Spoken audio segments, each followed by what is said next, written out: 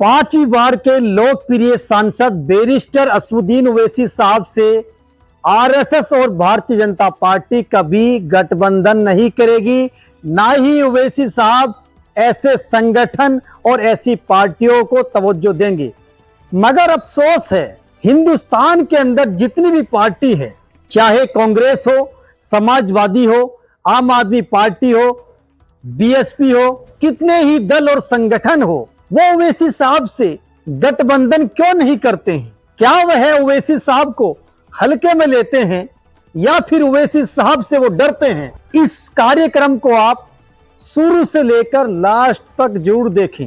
ओवैसी साहब पांचवी बार इलेक्शन 2024 के चुनाव में पांचवी बार सांसद बने हैं और लगभग 3.5 लाख वोटों से चुनाव जीते हैं। लगातार एक ही सीट से 5 बार सांसद बनना बहुत बड़ा कमाल है, बहुत बड़ी मेहनत की बात है और लोगों की बहुत कुर्बानियों की वजह से वह सांसद बने हैं।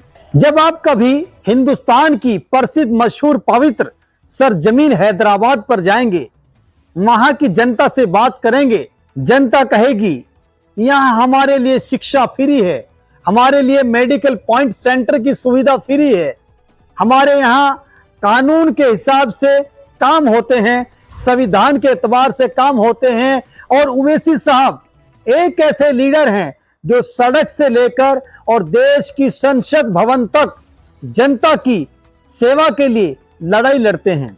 ओवैसी साहब कभी रक्षा में बैठकर प्रचार करते हैं, कभी बाइक और बुलेट से करते हैं और कभी फ्लाइट से करते हैं। जैसे मैंने कहा है कि सड़क से लेकर संसद तक ओवैसी साहब ने जनता के दिलों पर राज करने का काम किया है।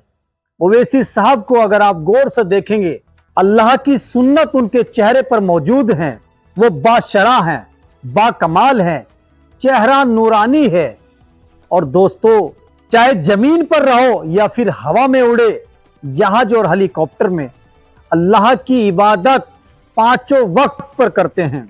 और दोस्तों, कुरान करीम की तालीम करते हैं, शरीयत और हदीस की बात करते हैं। मगर मेरे मुसलमान भाइयों और मेरी बहनों और मेरी माताओं, क्या आपने कभी ओवैसी साहब के बारे में, जिन दलों को आप वोट दे रहे हैं, इनसे आपने लड़ाई लड़ी है, इनसे आपने बात की है कि भाई ओवैसी साहब आरएसएस और भाजपा से तो गठबंधन नहीं करना चाहते, आप ओवैसी साहब को गठबंधन में क्यों नहीं लेना चाहते?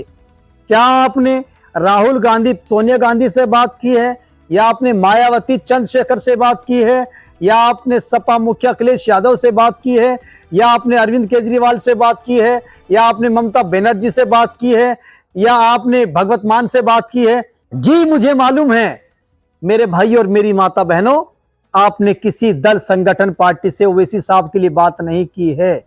हमें अब बहुत बड़े फैसले लेने होंगे, कौम के प्रति जागरूक होना होगा। जो 70 सालों से सिस्टम मुसलमानों के लिए चल रहा है, उस सिस्टम पर अब हमें नहीं जीना है और नहीं रहना है। हमें बराबर का आरक्षण, बराबर की हिस्सेदारी, बराबर की फैसिलिटी और सुविधा चाहिए। और वो हमें कब मिलेंगी? हमारे कौम, हमारे समाज, अल्पसंख्यक समाज को कब मिलेंगे? जो हमारी बेबाक आवाज है, हमारी हिस्सेदारी की बात करते हैं, हमारे मकतब, मदारिस, मस्जिदों की बात करते हैं, हमारी खानकाओं की बात करते हैं, हमारे उलमाओं की कदर की बात करते हैं, हमारे बच्चों के फ्यूचर मुस्तकबिल की बात करते हैं। ऐसे लोग, और कौन है वो लोग? ओवैसी साहब। ऐसे लोगों को हमें सेकुलर पार्टियों में ज्वाइंट करना होगा और इसके लिए हमें अच्छे कदम उठाने होंगे, दुआ भी करनी होगी, सेकुलर पार्टियों से बात भी करनी होगी, उनकी मीटिंग भी करानी होगी। दोस्तों, जितना वोट उत्तर प्रदेश के मुसलमान अखिलेश यादव को देते हैं, मायावती को देते हैं, अगर इतना हम ओवैसी साहब के कहने से गठबंधन को दे दें, कसम खुदा की उत्तर प्रदेश के अंदर डिप्टी सीएम मुसलमान होगा और अल्पसंख्यक समाज से होगा, गरीब मुसलमान होगा। और जब गरीब मुसलमान उत्तर प्रदेश के अंदर, जो भारत का बड़ा राज्य है, इस उत्तर प्रदेश में डिप्टी सीएम होगा, उस समाज के लिए काम होगा जिस समाज के लिए डॉक्टर अब्दुल कलाम ने लड़ाई लड़ी है, उस समाज का काम होगा जिस समाज के लिए शेख फातिमा ने मकतब, इदारे, मस्जिद और स्कूल के लिए जगह दी थी। दोस्तों, इसके लिए हमें मेहनत करनी होगी। ओवैसी साहब को बुरा बोलना बंद कर दो। आज कुछ हमारे मौलाना कहते हैं हम ओवैसी साहब की लीडरशिप को पसंद नहीं करेंगे, वह महाराष्ट्र और हैदराबाद और एक दो स्टेट में राजनीति करें, हिंदुस्तान के लीडर ना बने। अरे भाई, क्यों ना बने? जो जमीनी हकीकत जानते हैं, जो जमीन को पहचानते हैं, जो ग्राउंड पर मुसलमानों के लिए काम करेंगे, जो एक क्षेत्र से लेकर देश की बेबाक आवाज हैं, वो क्यों नेता ना बने? क्यों वो लीडर ना बने? मुसलमान ओवैसी को अपना रहबर रहनुमा मानते हैं और ओवैसी साहब के लिए आज कौम दुआ भी कर रही है। और मुझे उम्मीद है उत्तर प्रदेश के अंदर इलेक्शन 2027 में विधानसभा का चुनाव होगा, चाहे उससे पहले हरियाणा, बिहार, अन्य स्टेट में चुनाव हो।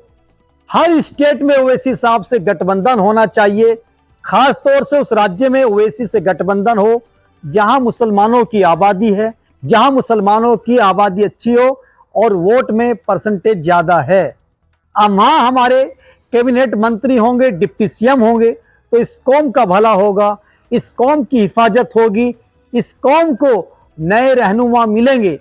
और मेरे मुसलमान भाइयों, क्या हर जगह ओवैसी साहब ही डिप्टी सीएम बनेंगे? नहीं, गरीब मुसलमान बनेंगे। सिर्फ ओवैसी साहब की जो मजलिस है, उनकी पार्टी है, उसको गठबंधन में शामिल किया जाए। डिप्टी सीएम और कैबिनेट आप ही लोग होंगे, आप ही में से होंगे जो गरीब लोग हैं।